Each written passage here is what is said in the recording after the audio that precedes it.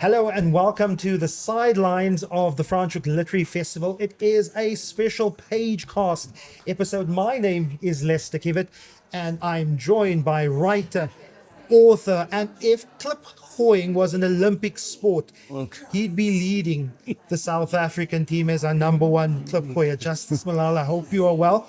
Are you enjoying FLF this year? I'm good, thank you, and thanks for having me.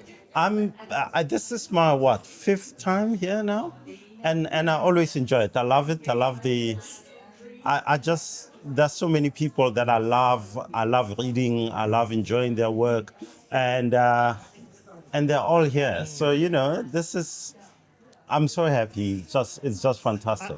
I have a comedian friend who has a set that says every South African literary festival and every South African book is about the bad news about South Africa. He's suggested some coloring books to help us lighten the mood at next year's FLF. What's your thoughts on that? That the primary topic of South African non-fiction is regular diagnosis of how far or how down we've gone. Yeah, but I mean, Lester, I buy that, and 10 years ago I brought out a book, and everyone said, "Justice, oh, it's so depressing." Just called "We've Now Begun Our Descent," but for me, the thing is, you and I, every day we get up in the morning, we talk about stuff.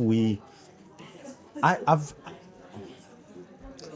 I've lived and worked elsewhere in the world, and for me, the greatest gift about South Africa is that in this place, you and I can bash the president, bash the opposition, bash all kinds of people in business. I never feel here that I'm in danger, that I'm in danger of being deplatformed, or if you were people like you and I in many other places that purport to be open societies, the things you say, the people you take on, you wouldn't be able to. You'd be self-censoring. You'd be stopping yourself from saying certain things. You'd avoid certain topics. For me, the books may be about corruption at Tembisa Hospital or the Madlanga Commission or this leadership and so forth. But boy, I tell you, this is lovely. This is great. But the 45% of young people not in education or training or employment, they would argue we can't eat freedom of speech. We can't eat glorious Chapter 9 institutions. We can't eat the Constitutional Court, and that these developmental issues of jobs and development and a sense of meaning, that's what's lacking. But I would say to those young people, and 100% agree with you, agree with them, and that sentiment that, what are we going to eat? This is why democracy is hard work. Democracy says, do the hard work, make the hard decision of saying on November 4, when we all go to elect our local representatives, I will make sure that in Kaelicha, my representative is someone who will make things better. So we could talk about this interesting research done by the Human Sciences Research Council.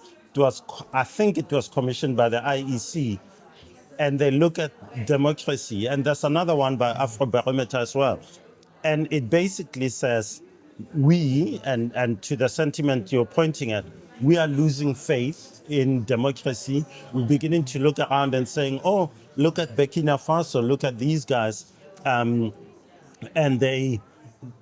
these guys.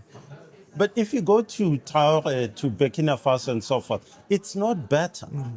Here we can make it better. We have choices. We have the ability to express ourselves. I think that's the cornerstone of where the change will come from. I think we can debate systems. Did Singapore become the success that it was because it was semi-dictatorial? Maybe, but if that's what we want to have, maybe it's not through the barrel of the gun. Then vote for that system to come into play. I pay great attention to that Human Science Research Council report that has various institutions and how the level of trust for at least only 22% of South Africans trust the institution of the police. But I can also appreciate why many people distrust all institutions, banks, religious institutions, political parties, courts, and even the media, the mass media. And I think it's because we are largely attached to the corporatization of our economy. And that if we're not telling their stories, they see us as simply being part of the man. And it's part of the reason why so many South Africans and many people around the world simply are disillusioned with this experiment of democracy. I disagree totally. I disagree because I think to say the freedom to do what you want to do is not good for you, and you want. Are we sheep or are we human with the ability to think and do and use these freedoms as we should?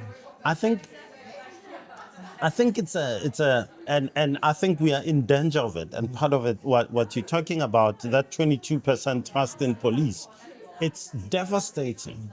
But the key thing is if you are in an open society like this one, you can point out that what are we doing.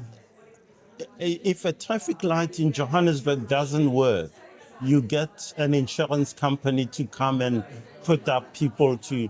Where is my representative? So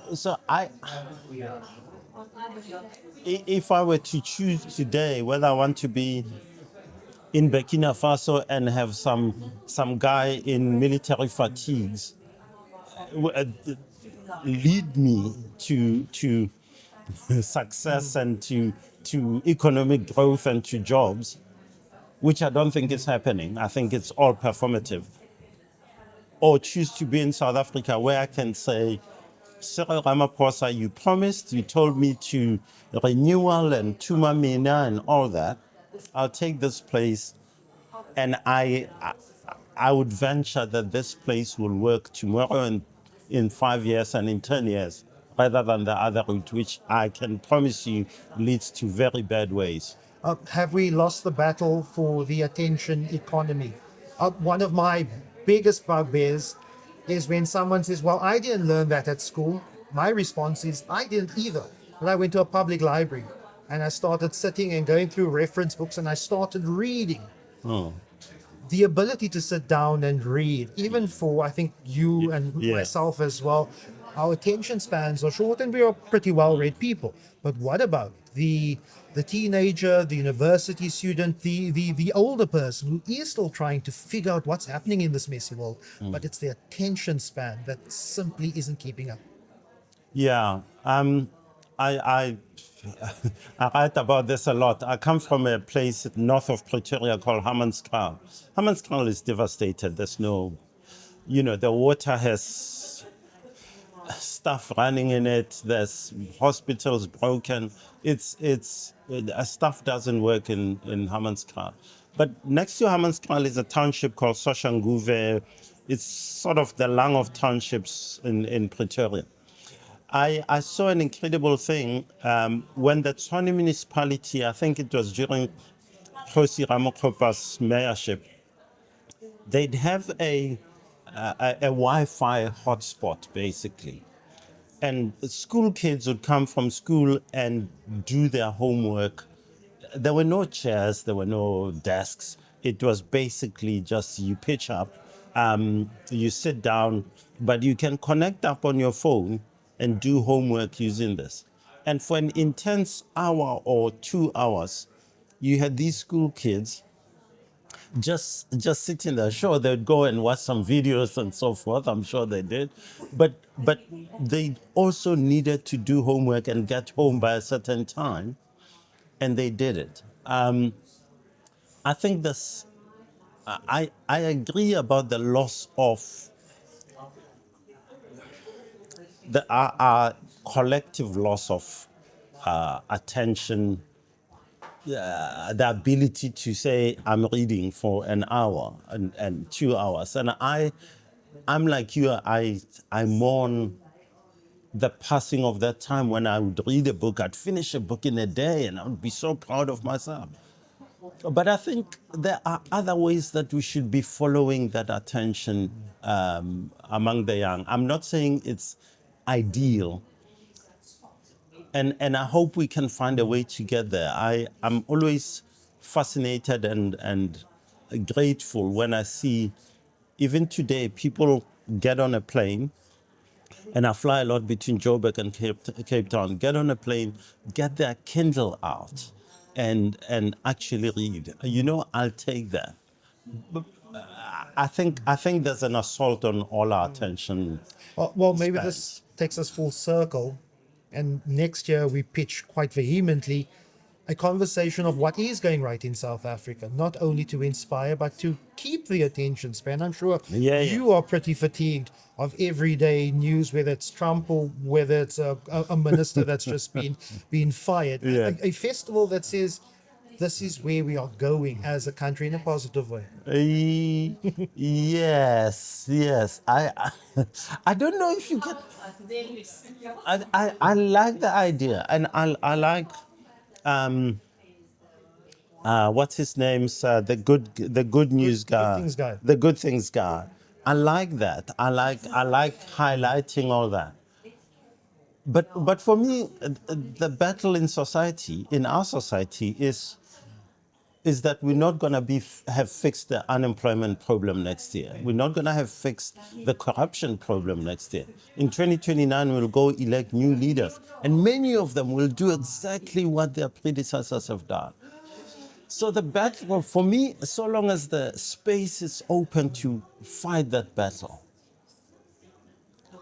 I think that's good news. I'll take your good news festival and good books festival and so forth. But don't forget the space you already have to fight the battle. And I like it. I like that. I wish more people were here. Actually, I wish that pugilistic nature that we have to say, Justice, you're wrong, and to say, Lester, you're wrong, which you do all the time in your work. I wish that would continue. And there are just too many holy cows in South Africa, and we need to be jabbing away at all that. You know, I think you make such a good point. 32% unemployment is it's revolting, it's shocking, it's so wrong that among 18 to 25-year-olds, it's 60%. There should be riots out there. We should be talking about that and saying stop. But then why isn't there? Well, we've long talked about the whispers of a Arab Spring in South Africa. Why not? Hope, maybe. Hope that tomorrow will be better. Even with, you and I can sit here and say, these politicians, but clearly there is still the belief that it will get better. So the system, and maybe that's our fortune that our people still believe that tomorrow will be better. And so they work within the system. But once that trust breaks, as you say, boom, then it's pretty bad. And tomorrow is always another country. Justice Malala, always a pleasure. No, Thanks so much for chatting.